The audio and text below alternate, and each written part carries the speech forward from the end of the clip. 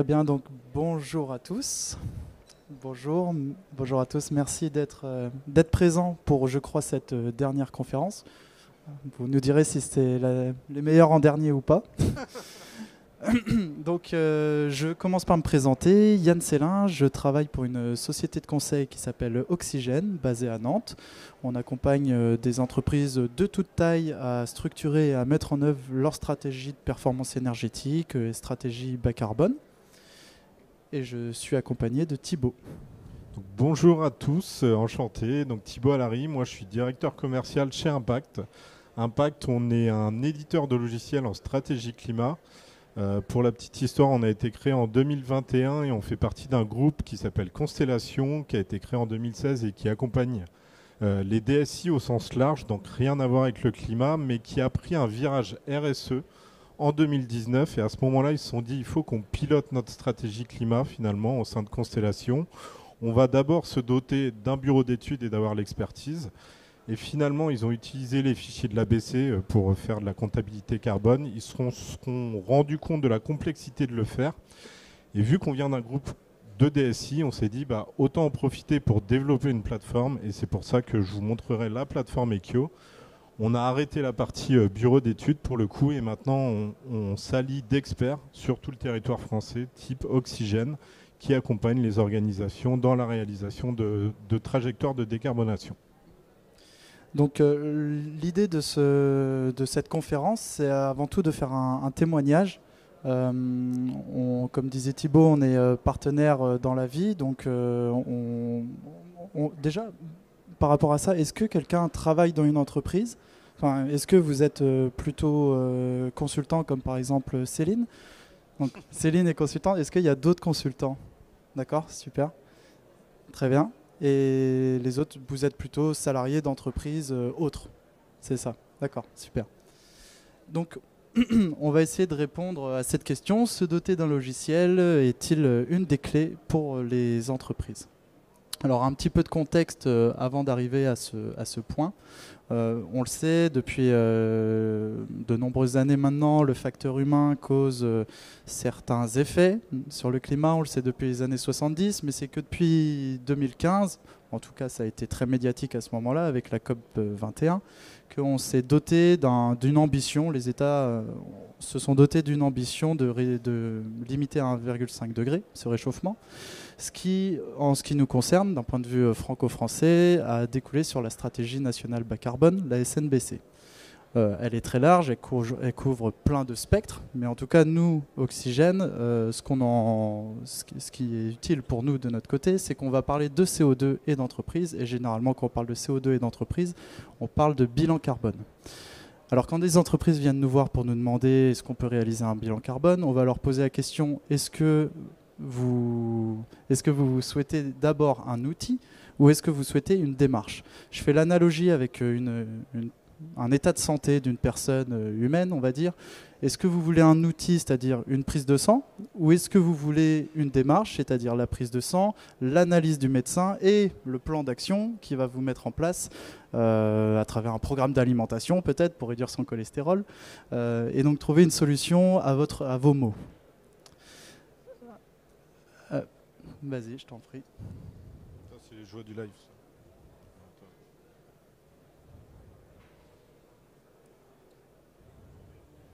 Vas-y. Donc évidemment, nous chez Oxygène, c'est la deuxième solution qu'on préfère. On n'aime pas s'arrêter au premier constat.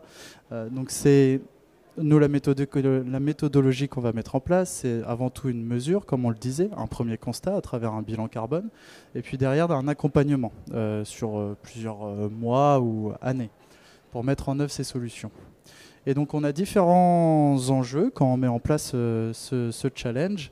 C'est parce que c'est un réel challenge pour les entreprises, mine de rien.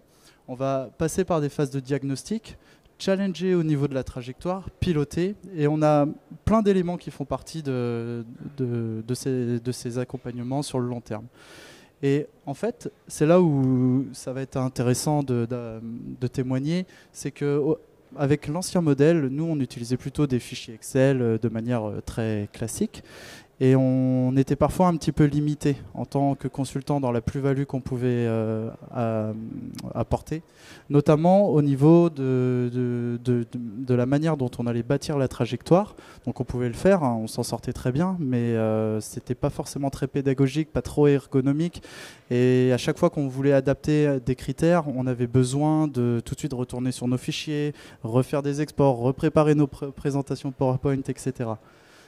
Au niveau du pilotage, c'est la même chose. On pouvait travailler avec des SharePoint, partager des échanges de mails, etc. Mais à nouveau, c'est pas forcément le mode le plus pratique pour embarquer les collaborateurs. C'est le point suivant.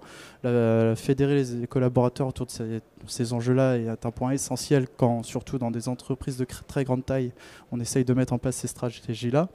Idem au niveau de la valorisation et de la communication, mener des actions mais ne pas en parler, c'est dommage parce que c'est un pilier vraiment essentiel. Et enfin, itérer et innover, tester. Et pour ça, on a besoin aussi d'une démarche à nouveau collaborative, pouvoir partager les retours d'expérience entre collaborateurs. Et donc en fait, tout ça, ce sont différents points sur lesquels c'est ça qui nous a mené à nous poser la question, est-ce qu'il ne faudrait pas un outil qui nous permette d'avancer et d'aller un peu plus loin. Donc c'est pour ça que ça va être intéressant pour les consultants pour avoir un regard sur comment améliorer mon accompagnement. Et c'est important aussi pour les entreprises parce que ça va vous donner une vision de comment un logiciel peut être important pour bien piloter votre stratégie bas carbone au sein de vos équipes.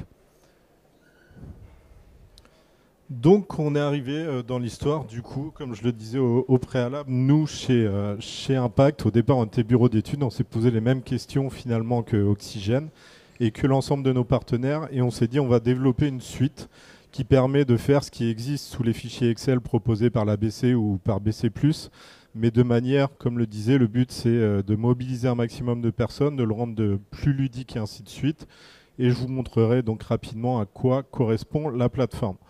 Dans le cadre d'une stratégie climat, déjà, pour reprendre la base, on va faire le diagnostic, comme le disait Yann. Donc ça veut dire que au sein de la suite que nous avons, qui s'appelle Ekyo, on n'est pas allé la chercher loin, celle-là c'est Impact en japonais, on a un premier module qui s'appelle Mesure, réaliser donc le diagnostic, le bilan carbone de l'organisation. Ça va être aussi bien, on va être capable de fournir des formats d'ailleurs réglementaires BGS, GHG Protocol, BGS en France, GHG Protocol à l'international. Et après, on va faire justement ce que disait Yann. L'important aussi, c'est de pouvoir piloter sa trajectoire de décarbonation. Pourquoi je fais une mesure? En fait, c'est aussi avec un objectif, une ambition qu'on va porter.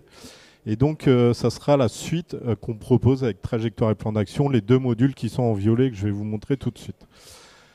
Également au sein de la suite Ekyo, on met à disposition pour nos clients finaux ou les consultants ce qu'on appelle Ekyo Studio. Ekyo Studio, c'est la possibilité de modéliser ses propres facteurs d'émission au sein d'Ekyo, notamment pour les clients finaux qui ont une expertise bien spécifique dans différents secteurs d'activité. Le but, c'est de le mettre à disposition de tout l'écosystème Ekyo et puis Ekyo Connect pour se connecter tout simplement à des outils tiers et à d'autres interfaces. Comment on voit notre accompagnement et la complémentarité entre l'outil et l'accompagnement, c'est en fonction du niveau de maturité aussi des clients. Et nous, on voit un triptyque à chaque fois, c'est initiation de la stratégie climat, donc une première mesure, j'ai jamais fait de bilan carbone, je souhaite savoir où j'en suis, et ça c'est l'initiation.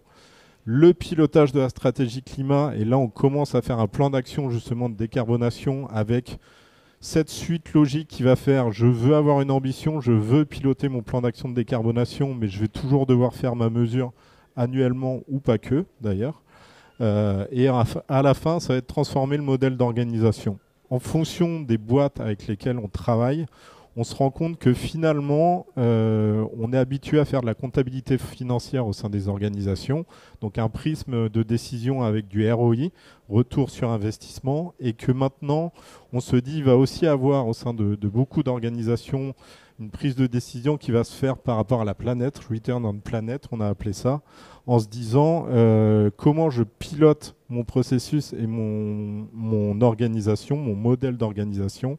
La donnée carbone, mais pas que. D'ailleurs, on le voit avec la CSRD qui arrive et on ne traitera pas que des sujets carbone demain, feront qu'on aura un prisme de décision aussi qui se fera pas que sur le domaine financier pour le coup.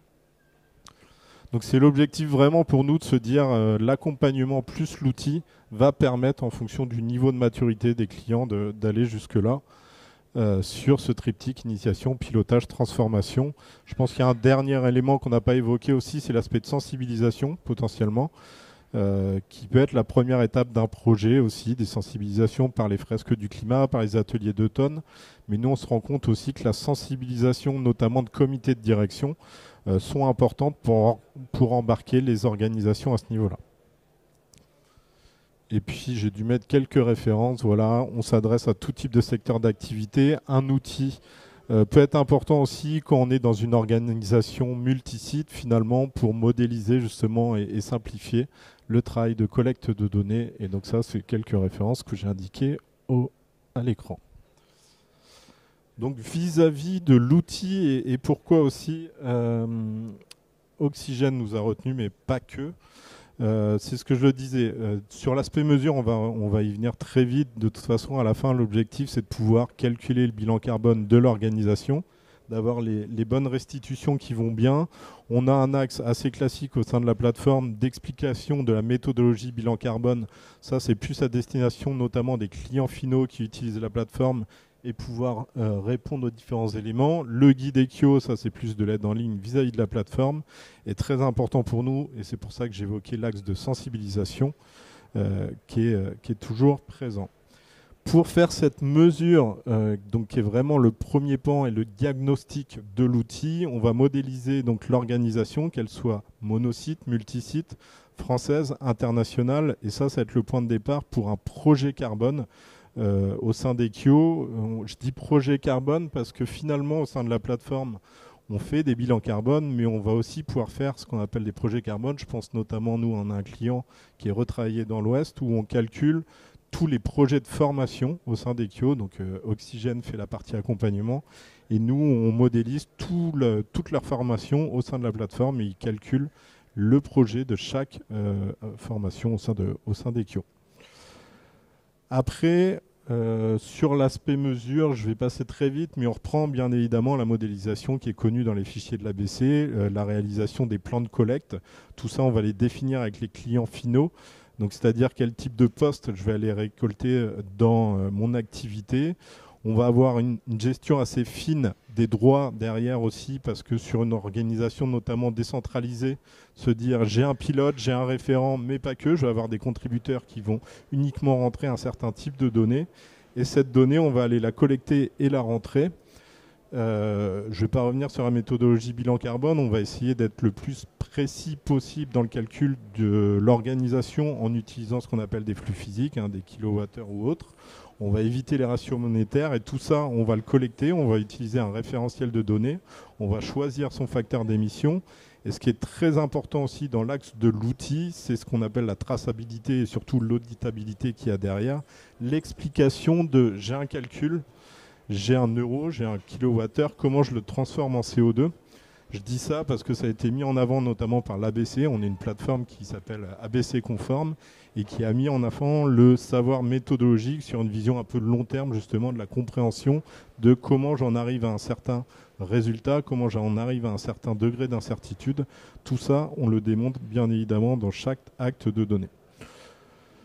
Le but à la fin, c'est d'avoir justement les calculs qui vont bien, les axes de restitution, savoir combien de tonnes CO2 déjà je consomme au niveau de mon organisation. On a des petits abacs aussi pour parler, notamment lors de rapports auprès de comités de direction ou autres, quel est l'équivalent finalement de ma tonne CO2 et qu'est-ce qu'elle vaut finalement, aller-retour Paris-New York ou autre. Ça, c'est un axe qu'on met en avant. Et puis une analyse assez fine pour derrière auprès des directions, ok, j'ai les intrants qui peuvent représenter X tonnes kilos de mon bilan carbone, mais quelles sont les données d'activité qui sont les plus émissives, ainsi de suite. Le but, ça va être de justement avoir une gestion fine derrière de la restitution qu'on fait derrière. Ça, c'est l'axe focus analyse. Et l'axe réglementaire, comme je l'ai évoqué au préalable, c'est se dire je dois fournir pour certaines organisations un format BGS réglementaire que je transmets à l'ADEME. Il y a le format GSG protocole. Tout ça, on les modélise aussi bien en termes de graphique derrière que d'export ou autre que vous retrouvez au sein de la plateforme. Donc tout ça c'est bien. J'ai réussi à faire mon calcul de bilan carbone, mais le but, on va se dire, c'est quand même d'avoir cette trajectoire de décarbonation, et c'est aussi pour ça que c'est le sens de notre travail en tout cas.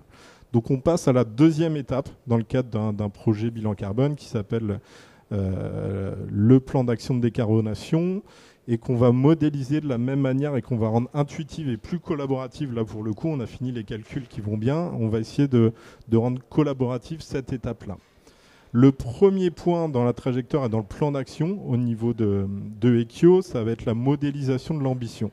La modélisation de l'ambition, on a le projet de référence, on a effectué son calcul et on se dit à 2030, à 2050, on va utiliser justement ce que tu as invoqué, trajectoire nationale bas carbone ou autre, les accords de Paris. On peut suivre ce type de trajectoire, on peut suivre les trajectoires qu'on appelle SBTI au niveau international ou autre. Le but, c'est de se dire, j'en suis à tel niveau, je veux arriver en 2030, en 2040 ou en 2050 à un tel niveau de réduction. Et là, je vais juste modéliser au départ mon ambition de décarbonation. Après, souvent, il va y avoir, et c'est là aussi où il y a une complémentarité entre l'outil et l'accompagnement qui est proposé par notre partenaire Oxygène, c'est on va se réunir en prenant les 3 postes principaux qui ont été émis justement au sein du bilan carbone. Et sur ces 3 postes, on va faire des ateliers d'idées en se disant quel type d'actions peuvent être mises en place au sein de l'organisation pour pouvoir réduire justement ma trajectoire de décarbonation et surtout mon bilan carbone. Et là, ça va se faire en physique finalement avec nos experts qui vont faire brainstormer les gens en facilitation et autres. Mais en sortie d'atelier, souvent, s'il n'y a pas l'outil qu'il y a derrière, on va avoir en fait juste des post-it, on va regrouper ça dans des fichiers Excel ou autres. On ne va pas pouvoir modéliser tout ça au sein d'une plateforme et le rendre de manière un plus intuitive, collaborative. Et ça, c'est le but après. C'est de remettre tous les ateliers d'idées par grandes idées. Et après, en fonction de ces grandes idées, on va mettre des sous-postes et on va pouvoir surtout faire challenger les gens en interne en donnant des accès, en système de like, ainsi de suite, qui existe, en se disant top, ça, je pense que c'est une bonne action, je peux le mettre en place et ça peut être suivi, notamment au sein d'une organisation. Ça, c'est la phase atelier d'idées, mais qui ne va pas aider finalement à se dire de comment je vais réduire et de combien je réduis. Donc là, c'est pareil, c'est la vraie complémentarité entre l'expertise et l'outil. La phase d'après, c'est la quantification d'actions. Je prends des actions qui vont me permettre de décarboner au sein de mon organisation, mais il va falloir les quantifier. On va prendre en compte 3 types de quantification. Déjà, est-ce que c'est simple ou complexe à mettre en œuvre au sein de l'organisation? On va prendre aussi en compte forcément le coût d'investissement de la mise en place d'une action, parce que si on veut prendre la décision de le faire, forcément une direction va demander mais ça va me coûter combien de faire tel type ou tel type d'action. Et à la fin, surtout, et ça c'est le gros travail des consultants, savoir combien de gains CO2 je vais avoir finalement en changeant de banque, en augmentant le nombre de repas de végétariens, ainsi de suite, enfin toute la modélisation des idées qui sont mises ici. Tout ça, c'est une fois de plus pour avoir un prisme de décision et un axe collaboratif auprès des organisations en se disant ok, ça c'est top comme idée, mais finalement le gain CO2 est minime, donc il n'y a aucun intérêt à le faire finalement. Et tout ça, on va le modéliser pour que aussi bien une fois de plus un expert, mais surtout aussi une organisation puisse piloter à la fin son plan d'action de décarbonation en se disant je vais lancer tel type d'action, je suis à tel niveau d'engagement en fonction de cette action, je vais nommer aussi des référents au sein de l'organisation et c'est ça aussi le but d'avoir des contributeurs à la fin pour pouvoir se dire ok, si je mets en place tel et tel type d'action, j'en arrive justement au niveau de décarbonation attendu ou pas. Là, on est juste sur une modélisation pour le coup. Il faudra toujours refaire un exercice de calcul d'empreinte carbone pour se dire finalement, est-ce que j'atteins le niveau attendu ou pas? Parce qu'on peut mettre en place un certain nombre d'actions. Quoi qu'il en soit, il y a peut-être des émissions évitées qu'on n'a pas calculées ou autres dans le cadre de cette trajectoire de décarbonation. Et c'est pour ça que la réalisation du bilan carbone et de la trajectoire, c'est une sorte de boucle à la fin qu'on met en place et qu'on voit en fonction du niveau de maturité des clients qui arrivent. Donc voilà ce qu'on voulait vous montrer en termes d'amélioration, en tout cas que propose un outil vis-à-vis des fichiers Excel, simplifier au niveau de la mesure le calcul de l'empreinte carbone, simplifier le pilotage de sa trajectoire de décarbonation, et c'est tout ça qu'on propose en complémentarité entre l'accompagnement et l'outil. Et c'est ça, pour conclure, c'est pourquoi est-ce qu'un commercial a besoin d'un CRM? Pour faciliter son travail au quotidien. Pourquoi un comptable a besoin d'un outil expert pour tenir à jour les comptes de résultats de ses clients? C'est pour faciliter, être plus efficient. En tant que cabinet spécialiste en maîtrise carbone, c'est la même chose. On a besoin de ces outils pour améliorer et développer notre savoir-faire et en tout cas la valeur qu'on apporte aux entreprises. Et les entreprises, si je me positionne en tant que responsable RSE, c'est la même chose. J'ai besoin de me doter d'outils, de me structurer pour aller plus loin dans ma démarche et être toujours plus efficient. Et voilà. Là-dessus, vraiment, nous, on voit l'outil en se disant, notamment sur la partie mesure, on va faire gagner du temps en fait à la partie consulting, récolte de données, qui n'est pas forcément la plus intéressante pour un consultant ou un responsable RSE d'ailleurs au sein d'une organisation, mais pouvoir plus s'appuyer sur l'expertise. Qu'est-ce que j'apporte dans une analyse fine dans la réalisation d'un bilan carbone? Qu'est-ce que j'apporte dans la réalisation d'un plan d'action? Les tâches les moins intéressantes, on va dire, normalement, on ne les retrouve pas dans un outil, on les simplifie et tout ça de manière collaborative, une fois de plus. Est-ce que vous avez des questions? Oui.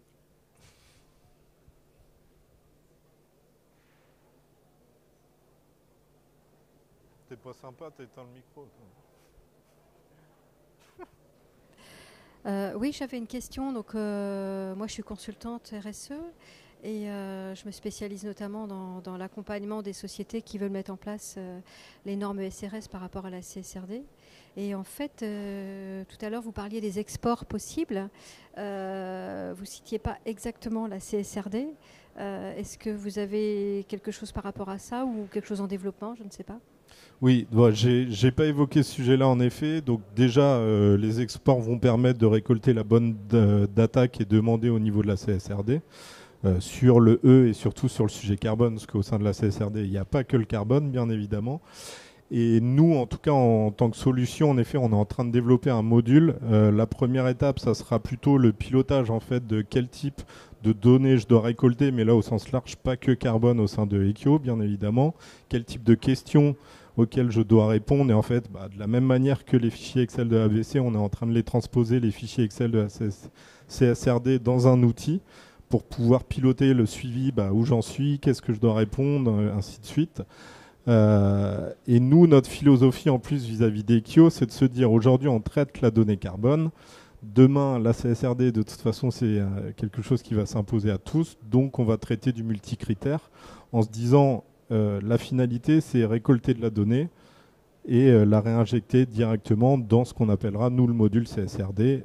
Après, on ne pourra pas remplacer les petits textes et toutes les questions qui sont posées au sein de la CSRD. Mais en tout cas, la data collectée, nous, c'est notre vision et c'est là-dessus où on va aller. Ouais, tout à fait. Je ne sais pas si ça répond à votre question. Oui, en grande partie. Et notamment, oui, je me demandais, en fait, est-ce que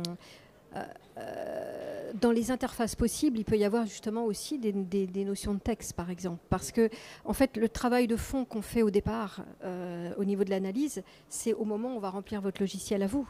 Et en fait, s'il faut tout ressaisir après dans un autre système pour la CSRD, parce qu'il y a aussi d'autres logiciels qui permettent de faire de la CSRD complète,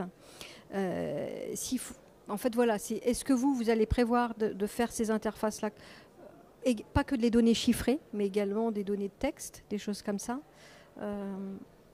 fait, la donnée texte, il y aura les données chiffrées. La donnée texte, qu'on se dit, c'est que, en fait, c'est pas forcément modélisé au sein de la plateforme. Si vous voulez, aujourd'hui, nous, on traite de la data pour le coup, et les flux qui vont avec. La donnée texte, on va proposer des choses. Nous, on va utiliser en fait la compréhension de nos consultants ou autres, ce qu'on aura fait lors du bilan carbone, mais qui n'est pas matérialisé aujourd'hui au sein de l'outil pour le coup. Il est plutôt à part. La donnée texte, on proposera en fonction de la donnée qui est récoltée des types de réponses, mais on laissera les consultants ou les organisations produire cette donnée texte pour le coup. On sera juste un assistant, on ne pourra pas la produire de manière générique et l'outil informatique, même avec de l'intelligence artificielle, ne fera pas tout. C'est clair. Merci. Et autre question, c'est techniquement, c'est une plateforme, c'est une SaaS. C'est une plateforme SaaS, tout à fait, avec un accès Internet derrière. Et je ne l'ai pas dit, mais on a les normes ISO 9001, 27001 aussi, qualité, sécurité de la donnée, qui par contre, au sens RGPD notamment, nous couvrent. Mais oui, c'est bien une plateforme SaaS qu'on propose à des consultants, d'ailleurs freelance, des bureaux d'études, enfin voilà, qui utilisent les fichiers de l'AVC ou BC+, et qui se dotent d'un outil auprès d'un panel de clients qui souhaitent se doter d'un outil informatique. Okay.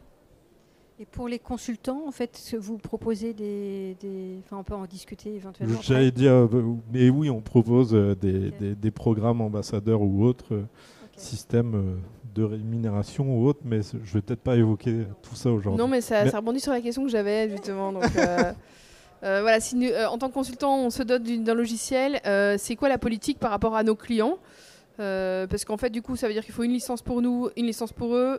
Voilà, c'est ça un peu la politique aujourd'hui de Aikio sur ces questions d'ambassadeurs et de partage de données pour que justement ce soit collaboratif et que voilà, que ce soit pas non plus un coût supplémentaire non plus dans ce qu'on propose aux clients, quoi. Ouais, bien sûr. Donc l'outil, déjà, on propose 2 modèles. Pour nos partenaires et notamment les indépendants, ils peuvent utiliser l'outil à destination des TPE. Ils ont leur propre environnement. Et puis en effet, on évite de vendre une licence et de donner accès à un outil informatique parce que sur cette typologie de clients, ils ne sont pas intéressés pour le faire.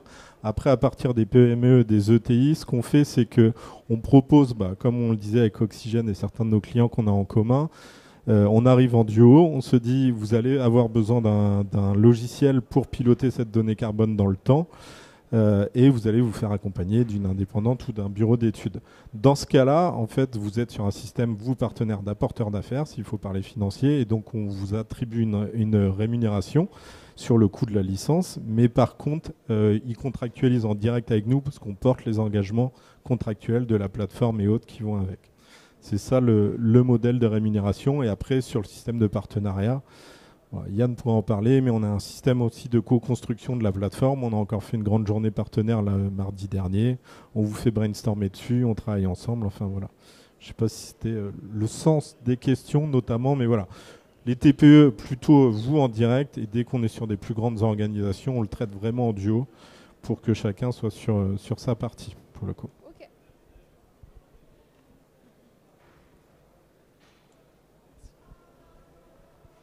Est-ce que vous avez d'autres questions ? Ou c'est jeudi 15h, fin du salon, et c'est compliqué.